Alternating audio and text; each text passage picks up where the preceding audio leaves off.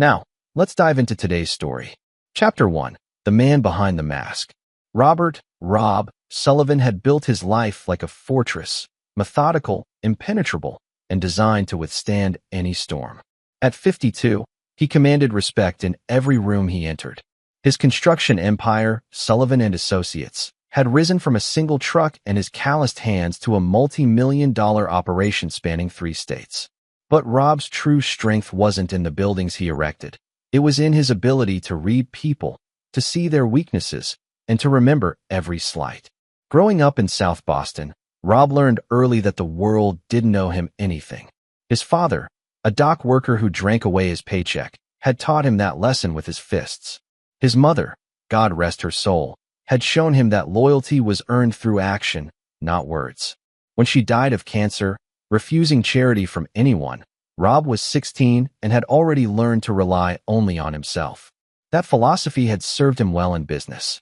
He could spot a liar from across a construction site, sense when a contractor was cutting corners, and knew exactly when to apply pressure to get what he needed. His employees feared and respected him in equal measure. They called him the general behind his back, not because he was military, but because he commanded his territory with absolute authority. 23 years ago, he'd met Carol at a company barbecue. She was 25, working as a secretary for one of his subcontractors, with auburn hair that caught the sunlight and a laugh that made him forget his usual suspicion of people. She was different from the gold diggers who usually circled successful men like him, or so he thought. She came from a middle-class family in New Hampshire, had a college degree she wasn't using, and seemed genuinely impressed by his ambition rather than just his bank account. Their courtship was a careful dance. Rob tested her loyalty in small ways, showing up late for dates to see if she'd wait, introducing her to his rougher friends to see if she'd judge him, even pretending financial troubles early in their relationship. Carol passed every test with flying colors. She waited, she accepted, she stayed. When he finally proposed on a beach in Maine, he believed he'd found his partner for life. Carol had given him 2 children, David, now 21 and finishing his senior year at Boston College, and Emma, 19 and studying pre-law at Northeastern. Both kids had inherited Rob's sharp mind and Carol's social grace.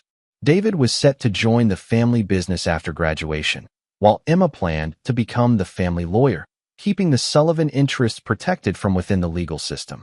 Rob had provided well for his family. Their colonial home in Wellesley sat on 2 acres of manicured grounds. Carol drove a BMW, wore designer clothes, and had never wanted for anything. She'd stopped working after David was born, claiming she wanted to focus on being a mother, though Rob sometimes wondered if she'd simply gotten comfortable with the lifestyle his success provided. The only shadow in Rob's otherwise perfect life was his relationship with his older brother, Tommy. 2 years Rob's senior, Tommy had followed their father's path, drinking, gambling, and making excuses. When Rob started his business, Tommy had begged for a job, promising to clean up his act. Against his better judgment, Rob had given him chance after chance, promoting him to site foreman despite his unreliability. Tommy's gambling debts and drinking binges had cost the company money and reputation, but blood was blood. Rob had covered for him, bailed him out, and kept him employed out of a misguided sense of family loyalty. That Tuesday morning in March started like any other. Rob was reviewing blueprints for a new shopping complex when the pain hit, a crushing weight in his chest that dropped him to his knees. His assistant, Maria, found him clutching his desk, his face gray with pain. "Call 911. He gasped, and everything went black. Chapter 2. Revelations in Room 314. Rob woke to the sterile smell of disinfectant and the steady beep of monitors. Massachusetts General Hospital's cardiac wing was quieter than he'd expected, with pale green walls and a view of the Charles River that might have been peaceful under different circumstances. The doctor, a serious woman named Dr. Patricia Hayes, explained that he'd suffered a significant heart attack. The damage was extensive but not fatal. He'd live, but his life would need changes. "You're lucky, Mr. Sullivan," she said, adjusting his medication. "Your assistant called the ambulance quickly, and we got you into surgery fast enough to prevent permanent damage. But this is a warning you can't ignore. Your lifestyle, your stress levels, everything needs to change."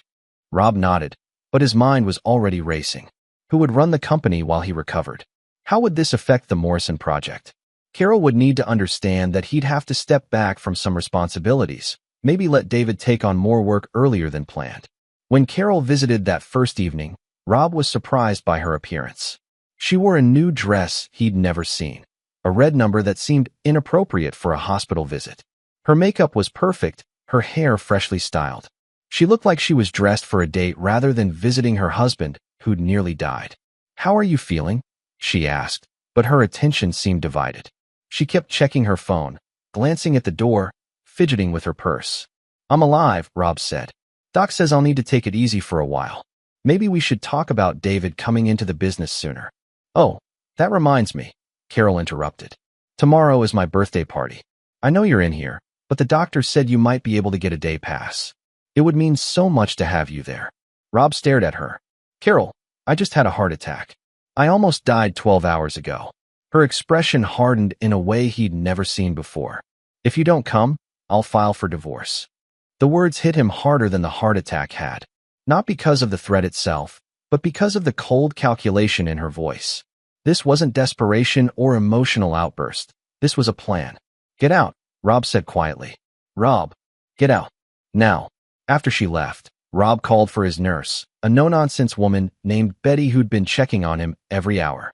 "I need you to put my wife on the restricted visitor list. She's not allowed back in here." Betty raised an eyebrow, but made a note. "Your brother Tommy called earlier. Said he heard about your attack and wanted to visit. Should I add him to the approved list?" "Yeah, Tommy's fine. Just not Carol." That night, Rob lay awake staring at the ceiling, replaying 23 years of marriage in his mind. Small things that hadn't made sense before suddenly clicked into place. Carol's new interest in fitness classes that ran late into the evening, her sudden need for girls' nights that she'd never mentioned details about, the way she'd been encouraging him to work longer hours, telling him the company needed his full attention. The next morning, Dr. Hayes came in with an expression Rob had seen before, someone about to deliver bad news they weren't sure how to frame. "Mr. Sullivan," she began, then stopped and closed the door behind her. "This is difficult. Yesterday, after your wife left, she spoke with one of our orderlies. She was asking about your condition, your prognosis, but the questions she was asking, they weren't the questions of a concerned spouse." Rob sat up straighter. "What kind of questions?" "She wanted to know about your life insurance policies, whether the hospital had been contacted by any insurance companies, whether there were any legal documents she needed to sign. And she asked specifically whether we expected you to have another attack." The pieces fell into place with crystal clarity. Carol hadn't been asking out of concern. She'd been calculating, wondering if she needed to wait longer, or if this first attack might do the job for her. "There's more," Dr. Hayes continued. "One of our security cameras caught her in the parking lot after her visit. She was on the phone with someone, and while we couldn't hear the conversation, her body language suggested it wasn't a call to family. She was animated, happy even." Rob nodded slowly. "Doctor, I need you to do something for me. I need you to tell anyone who asks that my condition is more serious than initially thought. Tell them the damage was more extensive, that I might not survive another attack." Dr. Hayes frowned. "Mr. Sullivan, that's not true. You're going to recover fully with proper care and lifestyle changes." "I know, but I need some time to think, and I need certain people to believe I'm more vulnerable than I am. Can you do that?" After a long moment, she nodded. "Medical information is confidential anyway. If I choose to be conservative in my assessments to outside parties, that's my professional judgment." Chapter 3. The Doctor's Warning. 2 days later, Rob was reviewing his phone messages when Dr. Hayes knocked and entered with a grim expression. She closed the door behind her and pulled up a chair next to his bed. "Mr. Sullivan, I need to tell you something that goes beyond medical care. Yesterday, I was approached by your wife again. She somehow got past the restrictions and cornered me in the hallway. She wanted to know if you had named a healthcare proxy, if you had a living will, and what would happen if you became incapacitated." Rob's jaw tightened. "What did you tell her?" "I told her she'd need to speak with the hospital's legal department." "But Mr. Sullivan, you should call the police on your wife because what she asked next crossed a line. She wanted to know if there were ways to trigger another heart attack. She claimed she was asking because she wanted to avoid stressing you, but the way she asked, the specific medications she mentioned, someone had been researching this." The room fell silent except for the steady beeping of monitors. Rob felt something cold and final settle in his chest, something harder than the damaged muscle that had brought him here. "She's trying to kill me," he said simply. "I can't make that diagnosis, but I've been a doctor for 20 years. I've seen grieving spouses, worried families, people dealing with medical crises. Your wife's behavior doesn't fit any of those patterns." Rob reached for his phone. "Get me Tommy Sullivan. Tell him it's urgent." When Tommy arrived an hour later, he looked genuinely shaken. At 54, Rob's older brother still had the broad shoulders of their father, but years of drinking had given him a paunch and broken blood vessels across his nose. He was sober now, had been for 6 months after his latest DUI scare, but the damage to his appearance was permanent. "Jesus, Rob, you look like hell," Tommy said, pulling up a chair. "When Maria called me, I never thought anything could take you down." "Tommy, I need you to listen carefully. I'm going to tell you something, and I need you to keep your mouth shut until I'm ready to move. Can you do that?" Tommy nodded, his face serious in a way Rob hadn't seen since their mother's funeral. Rob laid out everything. Carol's strange behavior, her questions to the doctor, the threat about the divorce, the apparent research into heart attack triggers. With each detail, Tommy's expression grew darker. "That bitch," Tommy muttered. "After everything you've given her. It gets worse. I think there's someone else." Rob explained about Carol's new clothes, her late nights, her eagerness to have him work longer hours. The pattern was clear once you knew to look for it. "Who?" Tommy asked. "I don't know yet, but I'm going to find out. And Tommy, when I do, I'm going to destroy them both. Not just divorce, destroy. I want them to lose everything that matters to them." Tommy leaned forward. "What do you need me to do?" "First, I need you to go to the house tonight. Tell Carol that Dr. Hayes called you. That my condition is worse than they initially thought. Tell her the next few days are critical, that another episode could kill me. You want her to think you're dying? I want her to get comfortable. People make mistakes when they think they're winning. Second, I need you to start watching her. Follow her, see where she goes, who she meets. Be subtle about it. Rob, I'm not exactly secret agent material. You don't have to be James Bond. Just don't let her see you. Take photos if you can. I need to know who I'm dealing with before I make my move." Tommy nodded. "What about David and Emma? They don't know about any of this." Rob's expression hardened. "No one else knows. Not yet. I need to see how deep this goes first. If the kids are involved. They wouldn't be. David and Emma worship you. Maybe, but I've learned not to assume anything about loyalty anymore." After Tommy left, Rob lay in the dark, planning. He'd built his empire by being 3 steps ahead of everyone else, by seeing opportunities others missed, by knowing when to strike and when to wait. This would be no different. The next morning, Dr. Hayes stopped by during rounds. "Your wife called this morning," she said quietly. "She wanted to know if she could bring you some food from home. When I told her hospital policy didn't allow outside food for cardiac patients, she asked very specific questions about your medications and whether certain foods could interfere with them." "What kind of foods?" "High sodium items, things that could strain your heart." But again, the way she asked, it wasn't a concerned wife trying to help. It was someone looking for information. Rob nodded. "Doctor, how much longer do I need to stay here? Medically? You could go home tomorrow with proper rest and monitoring. But given what we've discussed, I'm going home tomorrow. Whatever she's planning, I need to be there to see it coming." That afternoon, David visited.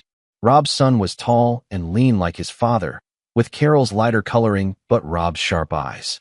He'd inherited the best qualities of both parents, and seeing him reminded Rob of everything he had to lose. "Dad, I heard from Uncle Tommy that things are more serious than Mom said. Are you going to be okay?" Rob studied his son carefully. David seemed genuinely worried, with none of the calculation Rob had seen in Carol's behavior. "I'm going to be fine, son, but I might need your help with some things." "Anything. You know that. I need you to keep an eye on your mother while I'm recovering. She's been under a lot of stress with this happening, and I'm worried about her." It wasn't exactly a lie. Carol was under stress, the stress of planning her husband's murder. Of course, Emma and I have been worried about her too. She's been acting kind of strange lately. Rob's attention sharpened. "Strange how?" "Just different. Happier, I guess. Which is weird because you're in the hospital. And she's been going out a lot more, saying she needs space to process everything." "Where does she go?" "I don't know. She just says she's going for drives or meeting friends. But Dad, I don't think she has that many friends anymore. After David left, Rob called Tommy. I'm going home tomorrow. Are you ready? Yeah. And Rob?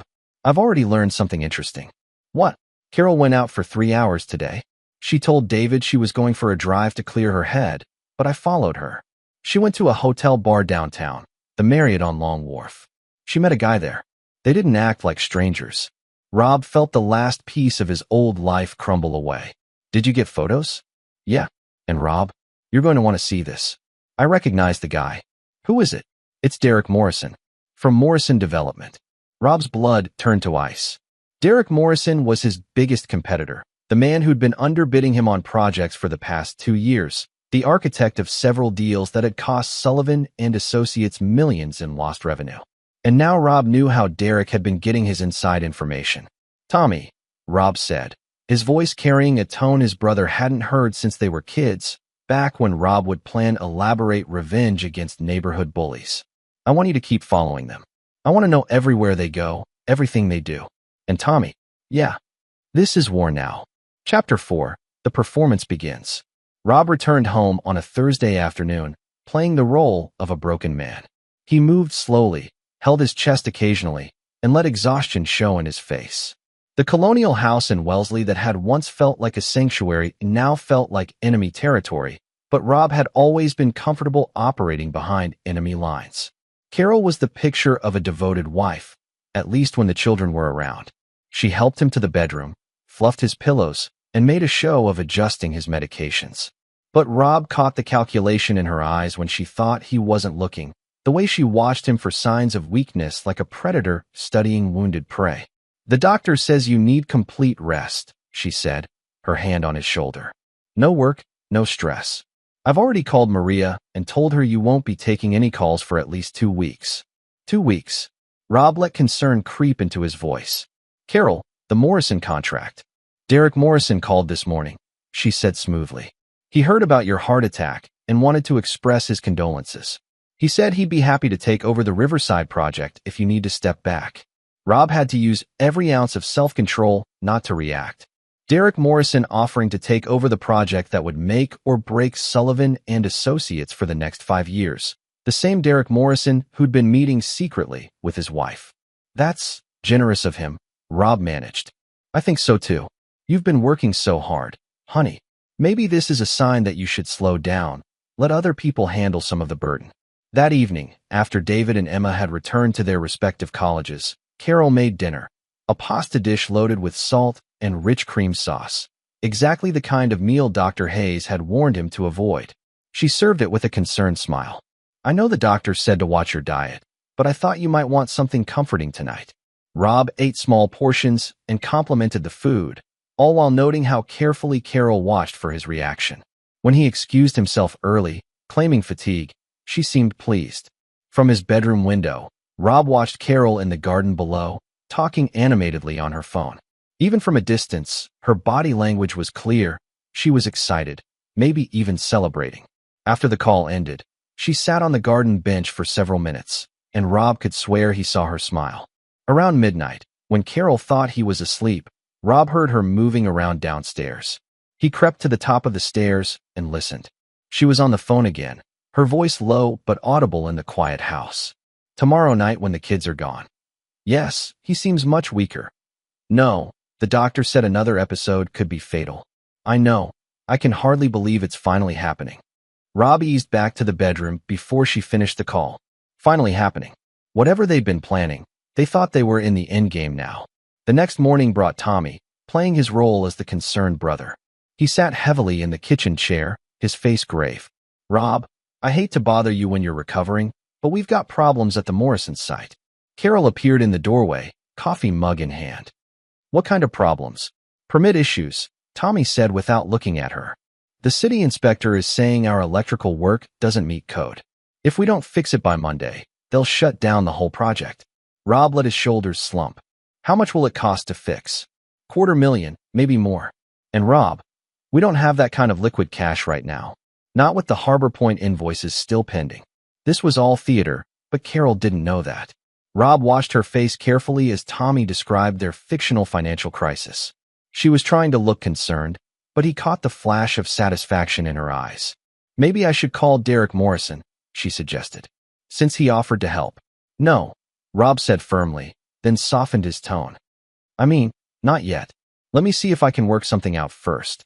After Tommy left, Carol was notably more attentive. She brought him lunch, asked about his medications, even suggested they watch a movie together. But Rob noticed she kept checking her phone, and twice he caught her staring at him with an expression he couldn't quite read. That afternoon, while Carol was out grocery shopping, Rob made his own phone calls.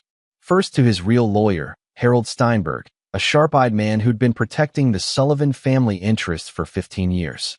Harold, I need you to do something quietly. I want you to review all my insurance policies, my will, any documents that would come into play if I died suddenly. Rob, your heart attack has you spooked, but the doctors said, just do it. And Harold, I want you to look specifically for any ways someone could benefit from my death beyond the obvious. Next, he called his accountant, then his banker, then the private investigator he'd used occasionally for business purposes, a former Boston cop named Ray Kowalski who specialized in digging up information people preferred to keep buried. Ray, I need a complete background check on Derek Morrison. Everything, finances, personal life, business dealings. And I need it fast. This about the Morrison contract. In a way, how quickly can you get me something? Give me 48 hours. By evening, Rob had set several wheels in motion. Now came the hardest part, waiting and watching while pretending to be an invalid. Carol made another elaborate dinner, this time beef Wellington with butter-heavy sides. She seemed almost giddy as she served it, chattering about redecorating the living room and maybe taking a vacation once he felt better. Where would you like to go? She asked. I don't know if I'm up for traveling anytime soon. Oh, I meant, well, maybe I could go somewhere with Emma. Or my sister, just for a few days, to decompress from all this stress. Rob bet she could decompress, probably with Derek Morrison on some tropical beach, toasting their success. That night, Carol's phone rang just after 11. She answered quickly, speaking in hushed tones, but Rob caught fragments. Going according to plan, by Monday at the latest. Yes, he's getting weaker. Sunday morning brought Dr. Hayes for a house call, something Rob had arranged privately. In front of Carol, the doctor examined him thoroughly and pronounced herself, concerned about his progress. Mr. Sullivan, your recovery isn't proceeding as quickly as I'd hoped. I'm going to adjust your medications and increase the monitoring requirements. Is there something wrong? Carol asked, and Rob noted the careful balance in her voice. Concerned wife mixed with barely contained anticipation. His heart is still very unstable. The next few days will be critical. Any significant stress or shock could trigger another attack, and frankly, his heart might not survive it. After Dr. Hayes left, Carol was solicitous to the point of absurdity. She insisted on helping him to the bathroom, brought him meals in bed, and generally hovered like a grief-stricken widow-to-be. But Rob noticed other things. How she kept her phone close at all times, how she double-checked the locks on the doors, how she seemed to be waiting for something. That evening brought the answer. Around 9 o'clock, as Rob pretended to doze in his chair, Carol kissed his forehead and announced she was going to bed early. I'm exhausted from all this worry, she said. I think I'll take a sleeping pill and get some real rest. 20 minutes later, Rob heard her bedroom door close. He waited another 30 minutes, then crept to the window. Carol's BMW was backing out of the driveway. Rob was dressed and in his truck within 5 minutes. The advantage of knowing someone for 23 years was understanding their patterns, their likely destinations. Carol would go to Derek Morrison, either his house in Newton or his office downtown. Rob chose the office first and hit the jackpot. Both their cars were in the parking garage of Morrison Development's glass tower. Rob parked across the street where he could see the building's exit and settled in to wait. He didn't have to wait long. Around midnight, Carol and Derek emerged together, her hand on his arm, both of them laughing about something. They walked to Derek's Mercedes, and Carol got in the passenger side. Rob followed them through the quiet streets to Derek's house, a modern monstrosity in Newton that screamed new money. Through the uncurtained windows, Rob could see them embracing in what was obviously Derek's living room. As Rob watched his wife kiss another man, he felt something cold and final crystallize in his chest. The last vestige of the man who'd once loved Carol Sullivan died in that moment. replaced by something harder and infinitely more dangerous. Rob drove home and was back in bed before Carol returned at 3 a.m. She crept through the house like a teenager sneaking in past curfew, but Rob was awake, planning. Monday would bring the next phase. Chapter 5. The Web Titans. Monday morning arrived with unseasonably warm weather for March in Massachusetts. Rob woke early and made coffee, timing it so he'd be moving around the kitchen when Carol came downstairs. He wanted her to see him up and active, to worry that maybe he was recovering faster than expected. "You're up early," she said, and Rob caught the note of concern in her voice. "Couldn't sleep. I keep thinking about the business, about all the problems Tommy mentioned." Carol poured herself coffee and sat across from him at the kitchen island. "Honey, you need to stop worrying about work. Your health is more important than any construction project." Easy for you to say. If Sullivan and Associates goes under, what happens to David and Emma's education? What happens to this house, to our retirement? For just a moment, Carol's mask slipped, and Rob saw something calculating flash across her face. Then the concerned wife was back. "We'll figure it out. Maybe it's time to consider Derek Morrison's offer more seriously. He has the resources to handle the big projects." "You really think I should call him?" "I think you should consider all your options." Rob nodded thoughtfully. "Maybe you're right. Would you mind reaching out to him?" "I'm not sure I'm up for business negotiations right now." Carol's eyes lit up. "Of course. I could call him this morning. Actually, maybe we should meet with him. Face to face. If I'm going to hand over the biggest contract in the company's history, I want to look him in the eye." Carol hesitated. "Are you sure you're up for that?" Dr. Hayes said. Dr. Hayes said to avoid stress, not to become an invalid. "Besides, you'll be there. If I start feeling bad, you can drive me home." After a moment, Carol nodded. "I'll call him right now." Rob listened from the next room as Carol made the call. Her voice was different when she spoke to Derek, warmer, more intimate. They arranged to meet at Derek's office that afternoon at 2 o'clock. Rob spent the morning making his own calls. First to Ray Kowalski. "I've got some preliminary information on Morrison," Ray said. "Guy's leveraged to the hilt. His company looks successful on paper, but he's been taking on debt to finance expansion. Word is, he needs a big score to stay afloat." "How big?" "The kind of big that your Morrison contract would provide." "But Rob, there's something else. Morrison's been asking questions about you around town, specifically about your financial situation, your business practices, whether you have any vulnerabilities." Rob wasn't surprised. "What kind of questions?" "The kind someone asks when they're planning a hostile takeover. He's been talking to your subcontractors, your suppliers, even some of your employees." "Which employees?" "That's where it gets interesting. He's been in contact with Tommy." Rob felt ice form in his veins. "What?" 3 weeks ago, Morrison approached Tommy at Casey's bar in Southie. Bought him drinks. Asked him about the company's finances, about your health, about family dynamics. Rob hung up and immediately called Tommy. "We need to talk. Now." They met at a coffee shop in Brookline, away from both their usual haunts. Tommy looked nervous, which was all the confirmation Rob needed. "How long?" Rob asked without preamble. Tommy's shoulders sagged. "Jesus, Rob, I didn't know what else to do." "How long have you been talking to Derek Morrison?" "A month, maybe longer." "Rob, you don't understand. I'm in deep shit. The gambling, it's worse than I told you. I owe some very bad people a lot of money." Rob stared at his brother, the man he'd bailed out countless times, the man he'd employed despite his failures, the man he'd trusted with family secrets. "How much?" $150 grand. Morrison said he'd cover it if I gave him information about Sullivan and Associates. "What kind of information?" "Financial stuff. Project timelines. He wanted to know about your health, your marriage, whether you had any succession plans."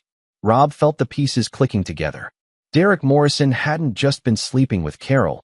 He'd been planning a systematic destruction of Sullivan and Associates. And Tommy had been helping him. "What did you tell him about my marriage?" Tommy couldn't meet his eyes. "I might have mentioned that you and Carol had been having some problems, and that she'd been asking questions about the business, about what would happen if something happened to you." Rob was quiet for a long moment. When he spoke, his voice was deadly calm. "Tommy, you're going to do exactly what I tell you. If you don't, those people you owe money to will be the least of your problems." "Rob, I'm sorry." "Shut up. Here's what's going to happen. You're going to call Morrison and tell him that I'm sicker than anyone realizes. Tell him the doctor pulled you aside and said my heart is failing. Tell him I might not have more than a few days. I can't. You can and you will.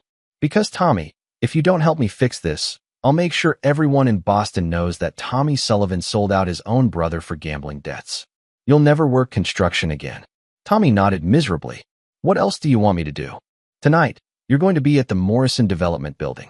I want you to watch Carol and Derek, see what they do after they think I'm finished. Take pictures, record conversations if you can. After Tommy left, Rob sat in his truck and called Harold Steinberg. Harold, I need you to prepare 2 sets of documents. First, I want a new will that leaves everything to David and Emma, with specific provisions that Carol gets nothing if she remarries within 2 years of my death. Rob, what's going on? Second, I want you to prepare incorporation papers for a new company.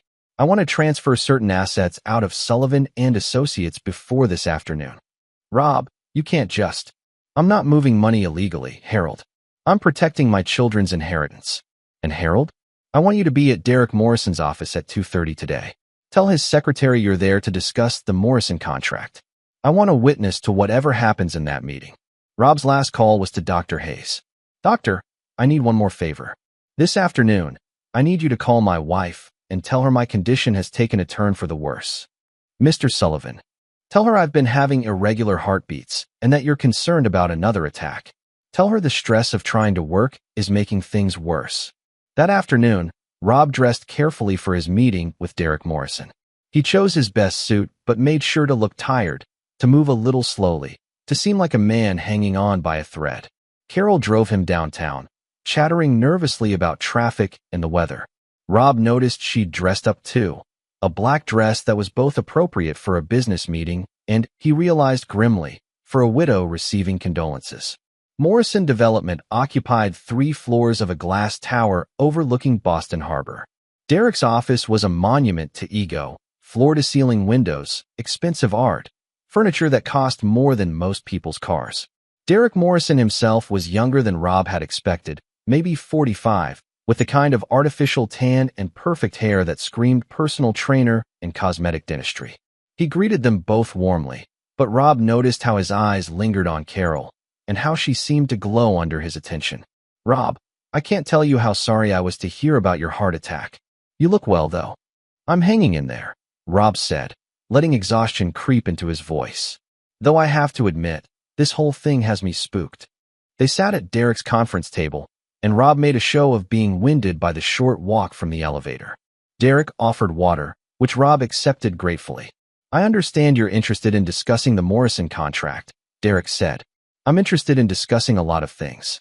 My health scare has me thinking about the future, about what's best for my family and my employees. Rob outlined the fictional financial problems Tommy had described, painting Sullivan and Associates as a company in crisis. Derek listened with carefully controlled excitement, occasionally glancing at Carol as if for confirmation. That does sound like a difficult situation, Derek said. But you know, Rob, I might be able to help. Morrison Development has been looking to expand, and your company has assets that could complement our operations. What kind of assets? Well, your client list, your reputation, your existing contracts. With the right partnership, we could ensure that your employees keep their jobs and your family's financial security is protected. Rob let Derek paint a picture of a merger that was really a takeover, of a partnership that would leave the Sullivan family with a minority stake in their own company.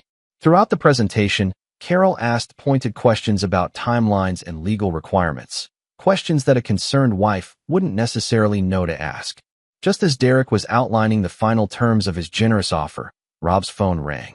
He glanced at the caller ID, Dr. Hayes, right on schedule. Excuse me, I need to take this, Rob said, answering the phone. Dr. Hayes played her part perfectly. Rob listened, his face growing pale, asking questions in a weak voice about medication adjustments and monitoring requirements.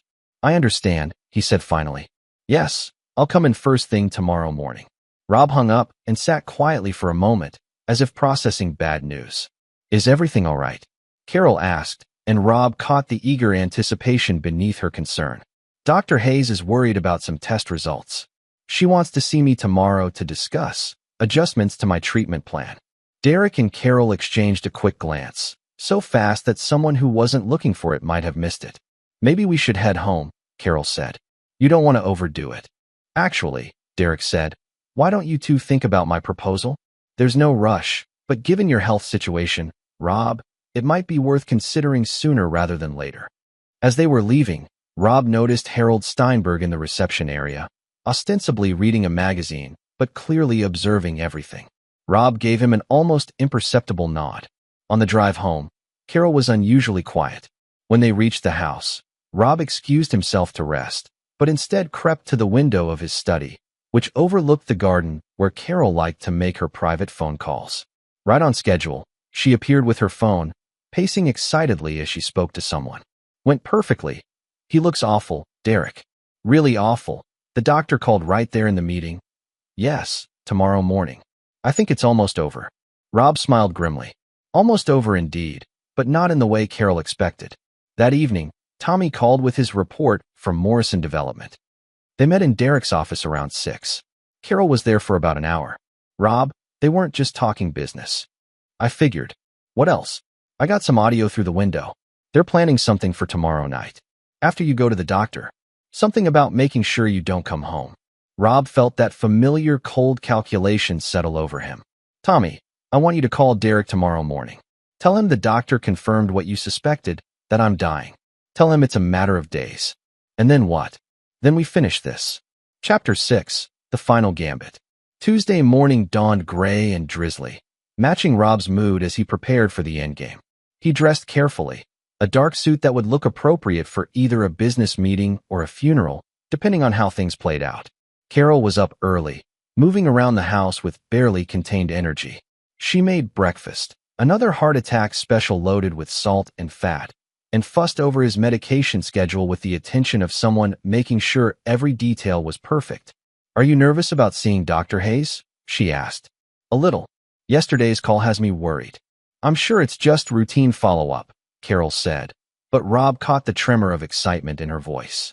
As he was leaving for his appointment, Carol kissed his cheek with what felt like finality. I love you, Rob. No matter what happens. Rob looked into her eyes that had once made him forget his suspicion of the world, and saw nothing but cold calculation. I love you too, Carol. The drive to Dr. Hayes' office gave Rob time to review his plan one final time. Every piece was in place, every contingency accounted for. By tonight, either he would have won completely, or he would be dead. Dr. Hayes was waiting for him with a stack of medical files that had nothing to do with his actual condition. How are you feeling about today? She asked. Like a man about to find out if he's half as smart as he thinks he is. The appointment lasted exactly 90 minutes, long enough for Carol to worry, short enough to be believable. When Rob emerged, he looked shaken and pale, a man who'd just received devastating news. He called Carol from the parking lot. I need to see you and the kids tonight. All of us together. There are things I need to discuss. Rob, you're scaring me. What did Dr. Hayes say? Not over the phone. Can you get David and Emma here by 6? Of course. Rob. 6 o'clock, Carol. It's important. Rob spent the afternoon at Harold Steinberg's office, finalizing documents that would protect his children's future regardless of what happened to him. Harold was clearly worried about his client's state of mind, but he'd known Rob long enough to trust his judgment. If something happens to me, Rob told him, make sure Detective Ray Kowalski gets the package I left in your safe. Rob, what the hell is going on? Justice, Harold. Long overdue justice. At 5:30, Rob arrived home to find both his children's cars in the driveway. David and Emma were in the living room with Carol, all of them looking worried and confused. Dad, what's going on? Emma asked. At 19, she had her father's sharp mind and her mother's beauty, but unlike Carol, Emma's concern was genuine. Sit down, all of you. I have some things to tell you. Rob positioned himself where he could see everyone's face clearly. This afternoon, Dr. Hayes gave me some news about my condition. The damage to my heart is more extensive than we initially thought. Carol leaned forward, her face a picture of spousal concern. What does that mean?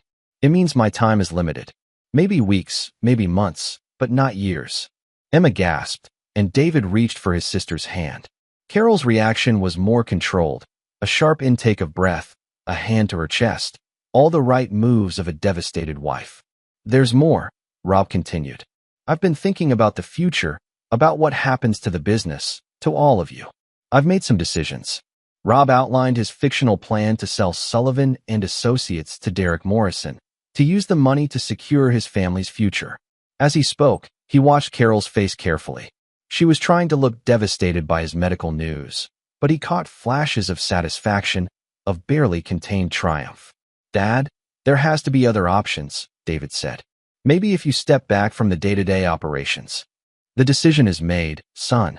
Derek Morrison is the best choice to take over. He has the resources, the connections, the experience." When? Carol asked, and Rob noted how quickly she'd gone from devastated wife to practical widow. "Tomorrow. Derek and I will sign the papers at his office. I want to get this settled while I still can." After David and Emma left, both of them emotional and confused, Carol sat beside Rob on the couch, her hand on his arm. "I know this is difficult," she said, "but you're doing the right thing for the family." "Am I? Sometimes I wonder if I'm making the right choices, if I can trust the people around me." For just a moment, Carol's mask slipped. "What do you mean?" "Nothing. I'm just tired, scared. This whole thing has me questioning everything." That evening, Carol made his favorite dinner, or what used to be his favorite, before he'd learned it was seasoned with betrayal. She was attentive and loving, playing the role of a devoted wife caring for her dying husband. Around 9 o'clock, Rob excused himself to go to bed early. "Tomorrow's going to be a big day. I want to be rested." Carol kissed him goodnight, and Rob caught a whiff of expensive perfume, the kind she wore for special occasions. From his bedroom window, Rob watched Carol in the garden, speaking animatedly on her phone. Even from a distance, her body language was celebratory.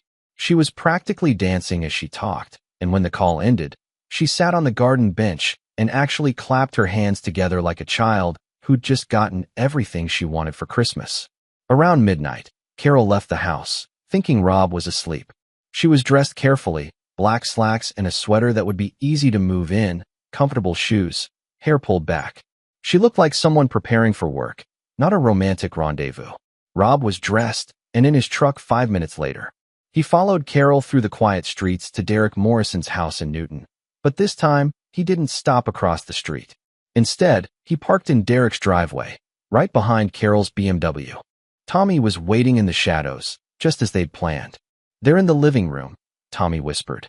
"Been there about 20 minutes. "You sure about this, Rob?" "I've never been more sure of anything in my life." Rob walked up to Derek Morrison's front door and rang the bell. The look of shock on Derek's face when he opened the door was almost worth everything Rob had endured over the past week.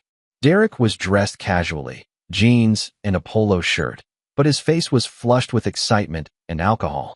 "Rob, what are you? How did you?" "Invite me in, Derek. I think it's time the three of us had a conversation."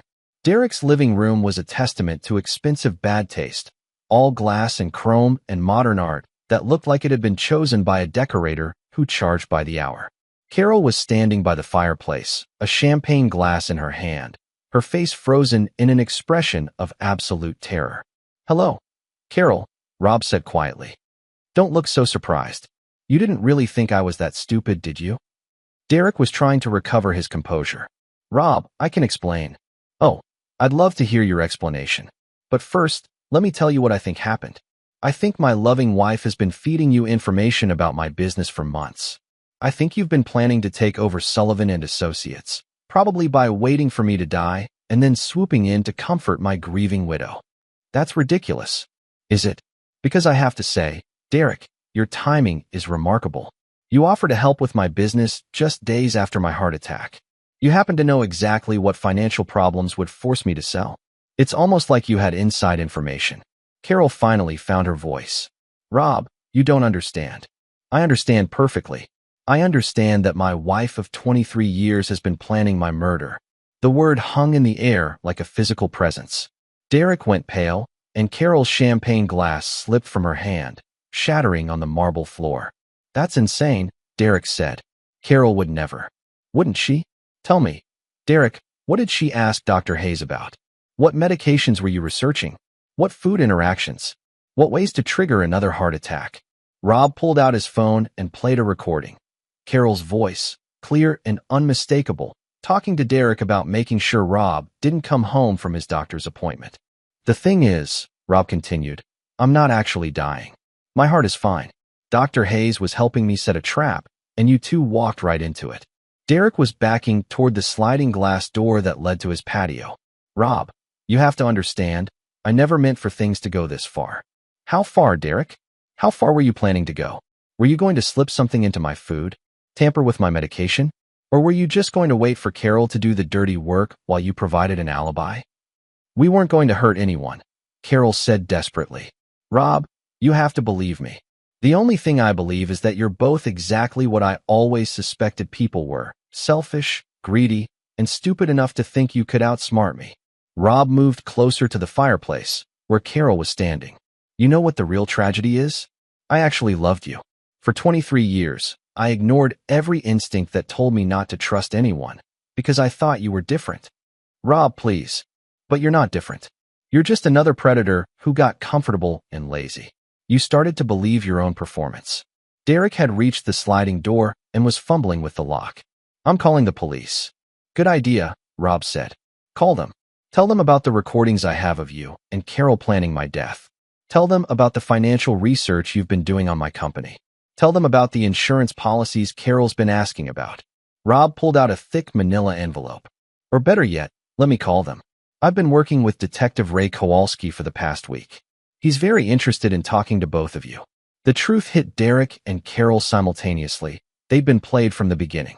Every piece of information they thought they had, every advantage they believed they possessed, had been carefully fed to them by Rob. You bastard, Carol hissed, and for the first time, Rob saw the real woman beneath the mask. You manipulative bastard. I learned from the best, Rob said. 23 years of living with you taught me everything I needed to know about deception. Derek finally got the sliding door open and bolted onto the patio. Rob let him go. Tommy was waiting outside, along with Detective Kowalski and 2 uniformed officers who'd been positioned around the house.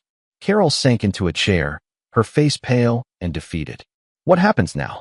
Now? Now you find out what it feels like to lose everything that matters to you. Just like you planned for me. Rob walked to the window and watched Derek being arrested in the backyard, his hands cuffed behind his back as Officer Kowalski read him his rights. Rob, Carol said quietly, David and Emma. We'll be fine. They'll be disappointed in their mother, but they'll be fine. You, on the other hand, are going to discover that planning a murder, even one that never happens, is still a felony. As the police led Carol out of Derek's house in handcuffs, Rob felt something he hadn't experienced in years: complete satisfaction. Not happiness, exactly, but the deep contentment that came from a job well done. Tommy appeared beside him, watching the police cars pull away. What about Morrison Development? Tommy asked. Without Derek, his company will fold. I know. I'll be picking up his contracts at bankruptcy auction next month. And me? What happens to me? Rob looked at his brother, the man who'd betrayed him for gambling debts, who'd sold family secrets to an enemy.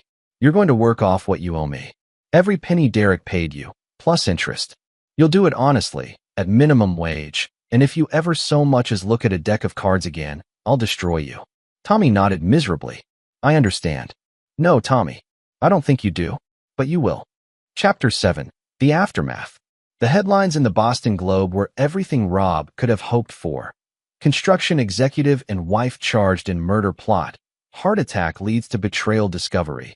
Local business rivals accused of conspiracy. The story had everything the media loved: a successful businessman, a cheating wife, corporate intrigue, and attempted murder. Rob sat in his study 3 days after Carol and Derek's arrest, reading the coverage while sipping coffee that actually tasted good for the first time in months. The house felt different without Carol's presence, cleaner somehow, as if a toxic presence had been removed. David and Emma had taken the news about as well as could be expected. Emma had cried for an hour, not for her mother, but for the loss of the family she'd thought she'd had. David had simply gotten quiet and angry, the way he did when he was processing something that challenged his worldview. Dad, David said, appearing in the doorway of the study. Detective Kowalski is here. He wants to talk to you about the case. Ray Kowalski was a compact man in his 50s with tired eyes that had seen too much of humanity's worst impulses. He'd been patient with Rob's unconventional approach to gathering evidence, partly because it had been thorough and legal, and partly because he understood the desire for justice. How are you holding up, Rob? Ray asked, settling into the chair across from Rob's desk. Better than I have in months. What's the latest? Derek Morrison is cooperating fully. Apparently, facing 25 to life for conspiracy to commit murder has a way of loosening tongues. Rob leaned back in his chair. What's he saying? That the whole thing was Carol's idea. According to Derek, she approached him about 6 months ago with information about your company's projects. She said you were having health problems and that she was worried about the family's financial future. And he believed her? He wanted to believe her. Morrison Development is in worse shape than we initially thought. The guy was 3 months away from bankruptcy when Carol approached him. Your wife's inside information was the only thing keeping his company afloat. Rob wasn't surprised. He'd suspected that Derek's success was mostly smoke and mirrors, built on debt and desperation rather than actual competence. What about the murder plan? Ray pulled out a small notebook. According to Derek, that came later. Carol started asking questions about what would happen if you died, insurance policies, business succession, that sort of thing. She made it sound like academic planning, like she was just being responsible. But it wasn't academic. Not according to the evidence we've found. Carol had been researching heart attack triggers for weeks. She'd downloaded articles about medication interactions, food sensitivities, stress factors that could cause cardiac episodes. And Derek admits she asked him about ways to make your death look natural. Rob felt a cold satisfaction settle in his chest. Did they have a specific plan? They were going to wait until after the Morrison contract was signed, then gradually increase your stress levels while tampering with your diet and medication. The idea was to trigger another heart attack that would look like a natural consequence of your existing condition. And then Carol would inherit everything, including a business partnership with Derek. That was the plan. Derek would buy Sullivan and Associates from your widow at a significant discount, then merge it with Morrison Development. Carol would get a guaranteed income for life, plus a private relationship with Derek. Rob was quiet for a moment, thinking about the systematic nature of their betrayal. What kind of deal is Derek looking at? If he testifies against Carol, the DA might reduce the charges to conspiracy and fraud. He's looking at 10 to 15 instead of life. And Carol? Ray's expression darkened. Carol's not cooperating. She's claiming she was manipulated by Derek, that she never intended to hurt you. Her lawyer is pushing for a plea deal, but the evidence is pretty damning. What evidence? The recordings you made, for starters. Plus, we found the research on her computer, her phone records showing contact with Derek going back 8 months, and financial records showing she'd been moving money into accounts Derek couldn't access. Rob raised an eyebrow. What kind of money? Apparently, she'd been skimming from household accounts for months, building up a nest egg for her new life. We found almost $200,000 in an account Derek didn't know about. So Carol had been planning to betray Derek too, once Rob was dead and the business was sold. Rob had to admire her thoroughness, even as he despised her methods. There's something else, Ray continued. We've been looking into Derek's background, and we found some interesting connections. What kind of connections? Remember I told you Derek had been asking questions about you around town? Turns out he wasn't just gathering intelligence for the takeover. He'd been planning to eliminate you as competition for over a year. Ray pulled out a file folder. Derek Morrison has been systematically targeting successful construction companies throughout New England. He finds a weakness, usually financial problems or family issues, then exploits it to force a sale or merger. How many companies? At least 6 that we can prove. His whole business model was based on acquiring established companies at below market prices, then absorbing their contracts and client lists. Rob felt pieces clicking into place. So Carol wasn't his first inside source. Not even close. We found evidence that he'd cultivated relationships with employees or family members at several other companies. Usually, he'd target someone with access to sensitive information and financial problems he could exploit. Like Tommy's gambling debts. Exactly. Derek Morrison was a predator, Rob. He found people's weaknesses and used them. Your wife just happened to be the biggest score he'd ever targeted. After Ray left, Rob sat alone in his study, processing everything he'd learned. Carol hadn't just betrayed their marriage. She'd betrayed their children, their employees, everything they'd built together. And she'd done it with a calculating coldness that impressed him even as it disgusted him. That evening, Emma came to see him. She'd been staying at her dorm since the arrest, trying to process the reality that her mother was a would-be murderer. Dad? I need to ask you something, she said, settling into the chair Ray had vacated. Anything? Did you know? Before the heart attack, did you suspect Mom was cheating?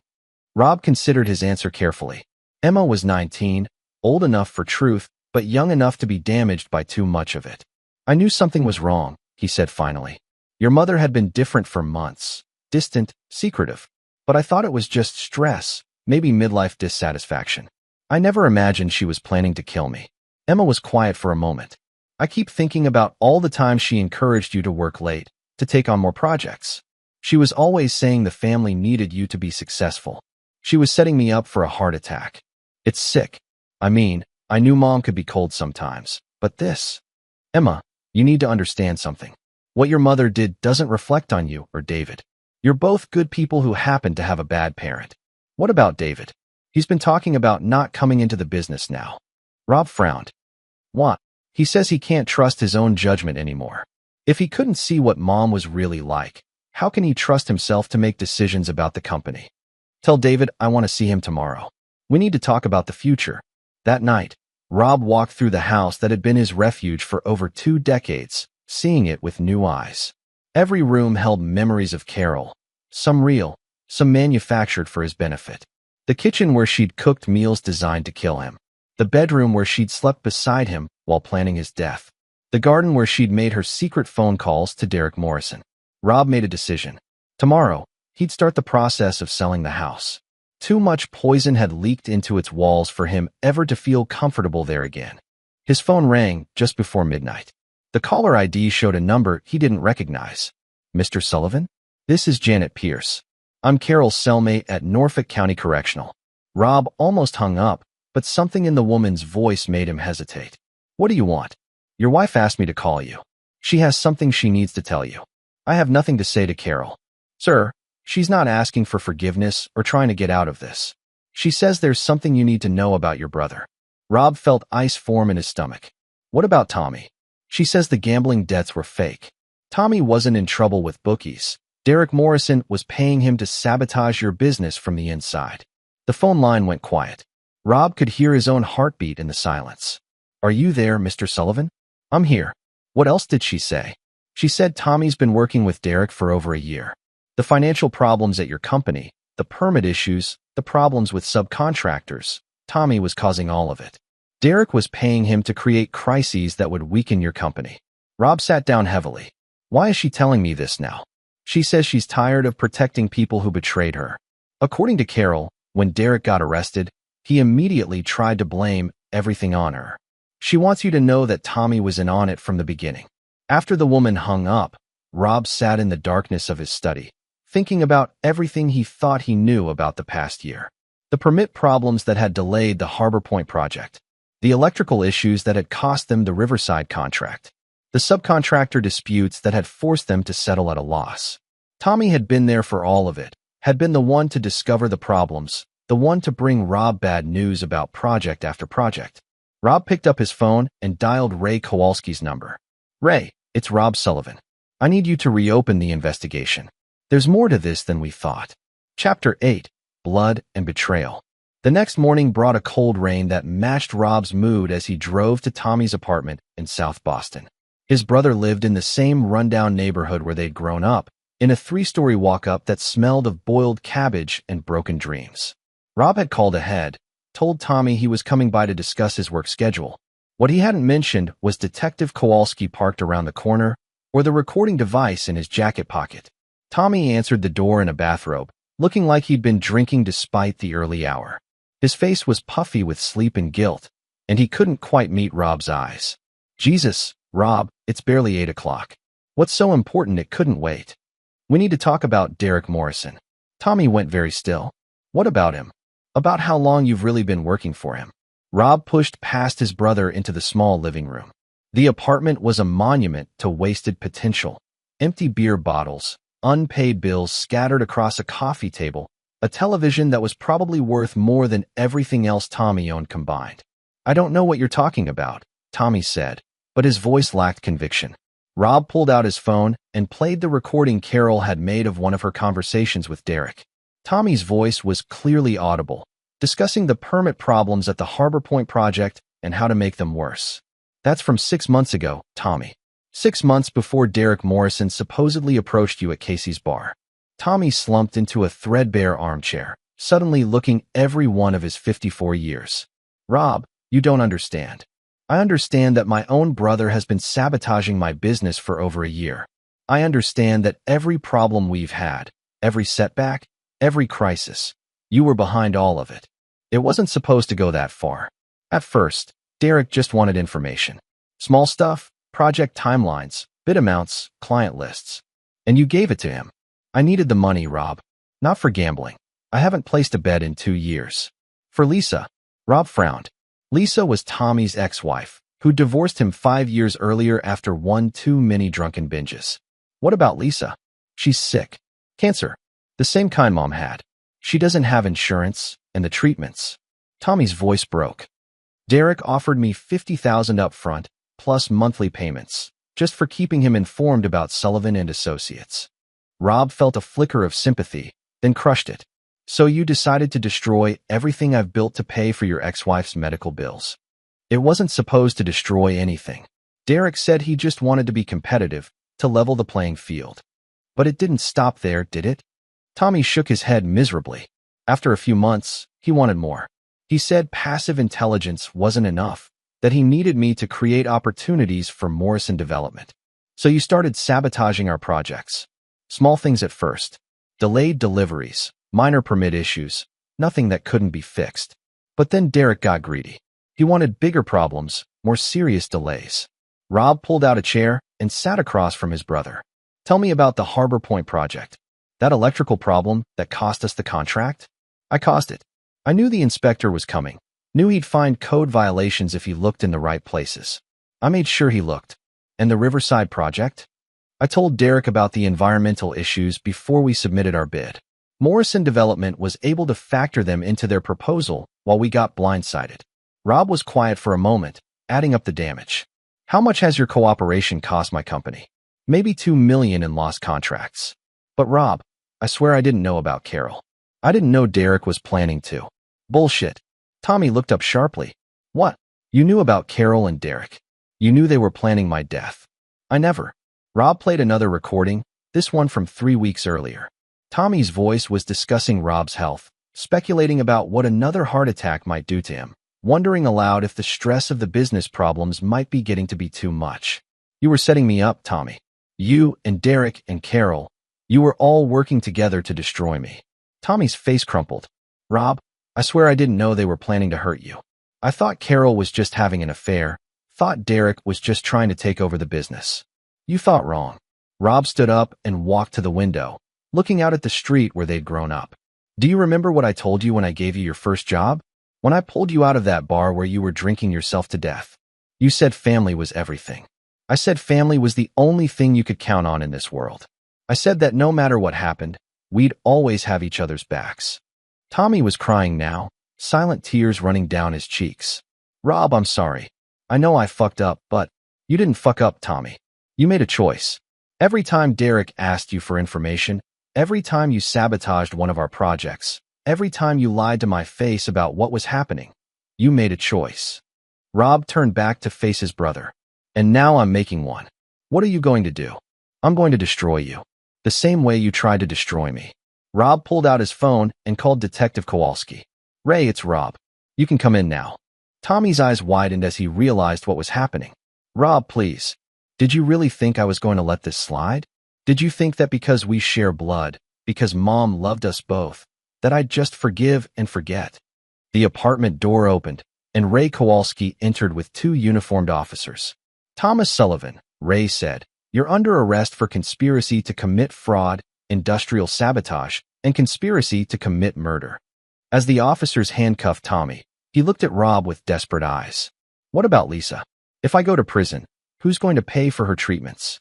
Rob felt that familiar cold calculation settle over him. That's not my problem anymore. Rob, please, she's innocent in all this. So was I. So were David and Emma. So were the 50 people who work for Sullivan and Associates whose jobs you put at risk. As the police led Tommy away, Rob stood in the empty apartment, surrounded by the detritus of his brother's wasted life. On the coffee table, He noticed a stack of photographs, pictures of him and Tommy as children, their parents, family barbecues, and Christmas mornings from decades past. Rob picked up one photo, him and Tommy at ages 10 and 12, standing in front of their first construction project, a treehouse they'd built in their backyard. They had their arms around each other's shoulders, grinning at the camera with gap-toothed smiles. He dropped the photo back on the table and walked out. That afternoon, Rob met with David and Emma at his office downtown. Sullivan and Associates occupied the top floor of a building Rob had constructed 15 years earlier, with floor-to-ceiling windows overlooking Boston Harbor. The space was designed to impress clients and intimidate competitors, all dark wood and polished marble and expensive art. "I have something to tell you both," Rob said, settling behind his desk. "It's about Uncle Tommy." He explained everything: Tommy's betrayal, his cooperation with Derek Morrison, his role in sabotaging the company. David and Emma listened in stunned silence, their faces growing paler with each revelation. "Uncle Tommy was working against us this whole time?" Emma asked. "For over a year. Every problem we've had, every setback, he was behind it." David leaned back in his chair, looking dazed. "I can't believe this. First Mom, now Tommy. Who else has been lying to us?" "Nobody," Rob said firmly. "It's just them. And now they're both gone." "What happens to Uncle Tommy now?" Emma asked. "He'll go to prison. Probably for a long time." Emma was quiet for a moment. "Dad, what about his ex-wife? Isn't she sick?" Rob looked at his daughter, 19 years old, still young enough to believe that innocent people shouldn't suffer for other people's crimes. "Yes, she's sick. Are you going to help her?" Rob considered his answer. Lisa Sullivan had been a good woman who'd made the mistake of marrying a weak man. She didn't deserve to die because of Tommy's choices. "I'll make sure she gets the treatment she needs. But not because of Tommy. Because it's the right thing to do." David nodded approvingly. "What about the company? With both Mom and Uncle Tommy gone, what's our situation?" Rob pulled out a file folder thick with financial documents. "Better than I expected. Derek Morrison's company is collapsing. I'm buying his contracts at bankruptcy auction next week. The insurance money from Carol's fraud will more than cover the damage Tommy caused. And with our competition eliminated, we're looking at the most profitable year in company history." "So we won," Emma said. "We survived," Rob corrected. "Winning would have been if none of this had happened in the first place." That evening, Rob drove to Norfolk County Correctional to see Carol. He hadn't planned to visit her, but there were things that needed to be said, closure that needed to be found. The visiting room was a sterile space filled with plastic chairs and vending machines, monitored by guards who'd seen every kind of human drama played out between these walls. Carol appeared after a few minutes, wearing an orange jumpsuit that made her look older than her 48 years. They sat across from each other at a small table, speaking through a glass partition via telephone handsets. "I wasn't sure you'd come," Carol said. "I wasn't sure either." She looked tired, defeated in a way Rob had never seen before. The careful makeup and styled hair were gone, replaced by the harsh reality of incarceration. "I heard about Tommy," she said. "Good. Save me the trouble of explaining it." "Rob, I need you to know, I never wanted you dead." "Not really." Rob stared at her. "You researched ways to trigger heart attacks. You fed me food designed to stress my cardiovascular system. You asked doctors about fatal medication interactions. How is that not wanting me dead? I wanted you gone. I wanted out of the marriage, out of the life we'd built. But I didn't want you to actually die. What's the difference?" Carol was quiet for a moment. "I don't know anymore. I've been sitting in here for a week, thinking about what I did, and I honestly don't know what I was thinking." "I do. You were thinking you could have Derek Morrison and my money too. You were thinking you were smarter than everyone else. Maybe. Or maybe I was just tired of being married to a man who never really trusted anyone, who always assumed the worst about people." Rob laughed, a sound without humor. "Turns out I was right to be suspicious." "Were you?" "Because if you'd trusted me, if you'd talked to me about your fears instead of just watching and judging, maybe none of this would have happened. So this is my fault." "No. It's my fault. But Rob, you were never really present in our marriage. You were always working, always planning, always 3 steps ahead of everyone else. I felt like I was married to a stranger." Rob stood up. "I came here to see if you had any remorse, any understanding of what you'd done to our family. I see now that you don't." "Rob, wait. David and Emma are good people despite you. Not because of you. They'll be fine without you. What about us? Is there any chance? There is no us. There never was. What I thought was love was just a 23-year performance. As Rob walked away, Carol called after him through the glass. Rob, I did love you. In the beginning, I really did love you. Rob didn't turn around. I know. That's what makes this so much worse. Chapter 9. The Price of Loyalty. 6 months later, Rob stood in the offices of Morrison Development, watching as workers removed Derek Morrison's name from the wall. The space would become the new headquarters of Sullivan and Associates, part of an expansion that would make them the largest construction company in New England. The irony wasn't lost on him. Derek Morrison's attempt to destroy Sullivan and Associates had ended up making the company stronger than ever. The insurance settlements, the acquisition of Morrison's contracts, and the elimination of their biggest competitor had created opportunities Rob couldn't have imagined a year ago. David appeared in the doorway, wearing a suit and tie, looking every inch the future CEO of the family business. At 22, he'd matured rapidly in the wake of his family's betrayals, developing the kind of hard-edged pragmatism that Rob recognized in himself. The contractors are here for the renovation meeting, David said. Good. Have them set up in the main conference room. I'll be there in a few minutes. David hesitated. Dad, there's something else. Emma called. She wants to have dinner tonight. She says she has news. Rob nodded. Emma had thrown herself into her law studies in the months since Carol's arrest, determined to become the family attorney who would protect Sullivan and Associates from future betrayals. Both of his children had responded to the crisis by becoming harder, more focused, more suspicious of outsiders. Rob wasn't sure if that was a good thing or not. That evening, the three of them met at Rob's new house, a modern fortress in the hills outside Boston, complete with security systems and background-checked staff. The place was everything their old family home hadn't been: clean, efficient, and free of poisonous memories. Emma arrived with a bottle of wine and a smile that reminded Rob of Carol in the early days, before everything went wrong.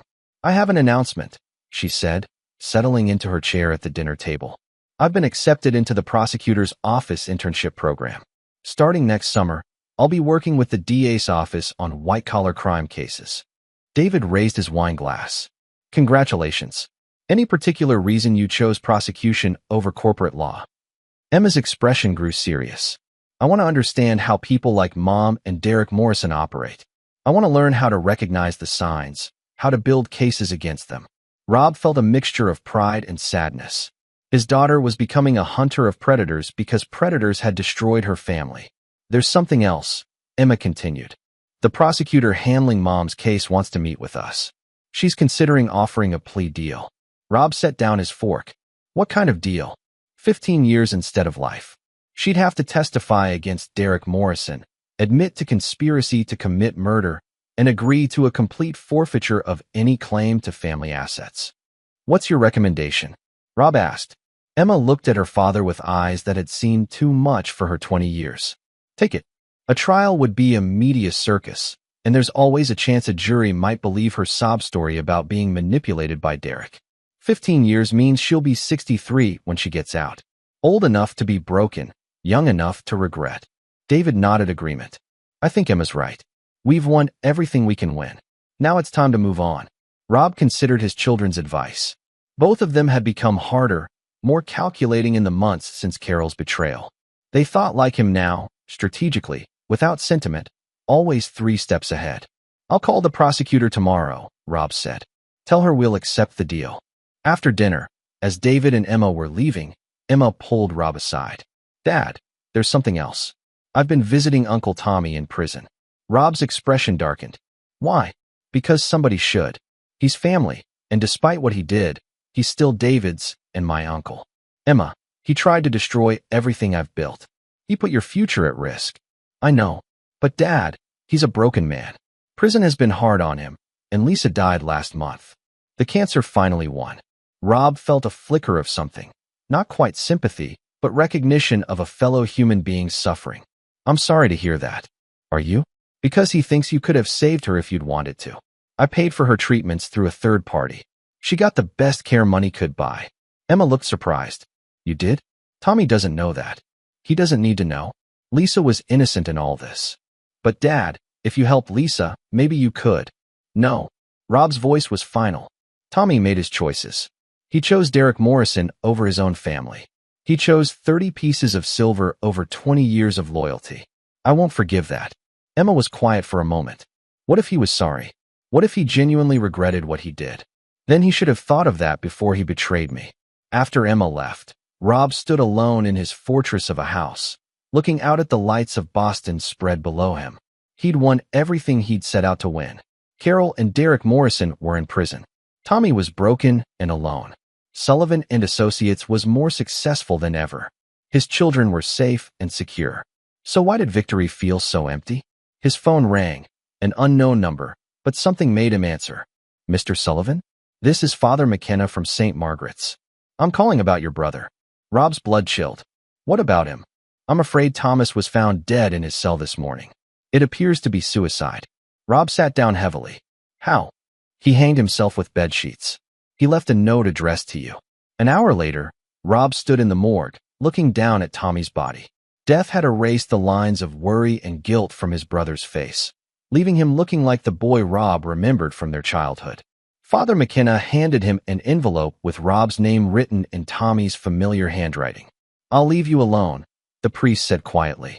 Rob opened the letter with steady hands. Rob, I know you'll never forgive me, and I know I don't deserve forgiveness. I just wanted you to know that I never meant for things to go as far as they did. I was weak, and I was scared, and I made choices that hurt everyone I loved. Lisa is gone now. The cancer took her yesterday. I know you paid for her treatments. The doctor told me an anonymous benefactor covered all her bills. I know it was you. Thank you for that. It's the only kindness I've received in months. I can't live with what I did to you, to the family, to everything Mom and Dad taught us about loyalty. I can't live with the knowledge that I chose money over family, that I betrayed the one person who always stood by me. Take care of David and Emma. They're good kids, better than either of us deserved. And Rob, try not to become so hard that you forget how to forgive. I know you think forgiveness is weakness, but maybe sometimes it's the strongest thing you can do. I'm sorry for everything. Tommy. Rob folded the letter and put it in his pocket. As he drove home through the empty streets of Boston, he thought about forgiveness, about the price of loyalty, about the weight of carrying grudges until they crushed you. When he reached his house, Rob went to his study and pulled out a bottle of whiskey, the good stuff, the kind he and Tommy used to share on special occasions. He poured 2 glasses, set one in front of Tommy's empty chair, and raised the other in a solitary toast. You stupid bastard, he said quietly. You could have just asked me for help. Rob drank the whiskey and thought about his brother, about the treehouse they'd built together when they were children, about the promises they'd made to always look out for each other. Somewhere along the way, they'd both forgotten those promises. The next morning brought reporters, drawn by the news of Tommy Sullivan's suicide and its connection to the Morrison murder conspiracy.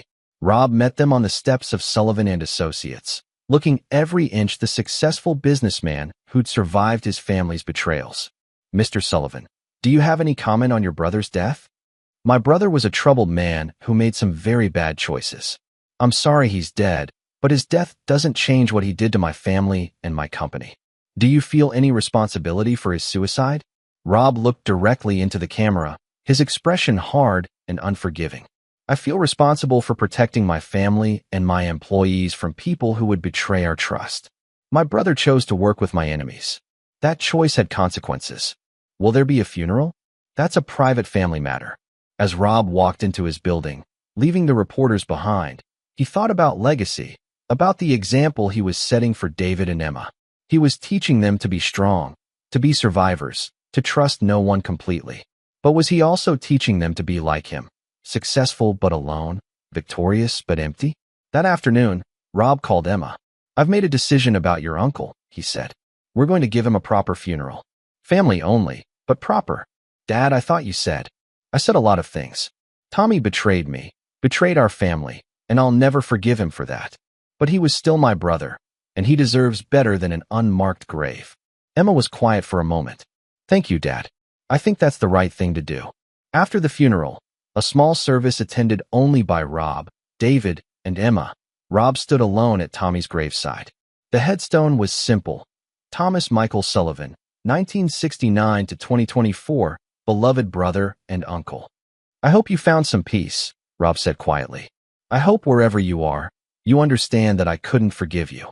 Not for what you did to my children.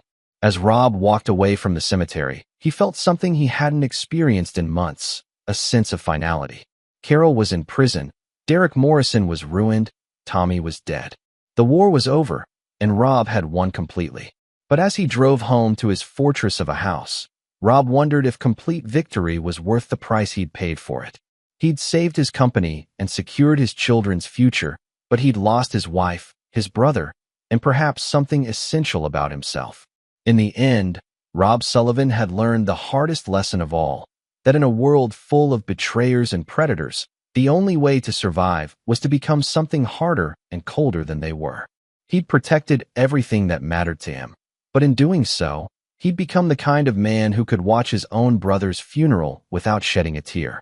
It was the price of never forgiving, never forgetting, and never trusting anyone completely. Rob Sullivan had won, but he'd won alone.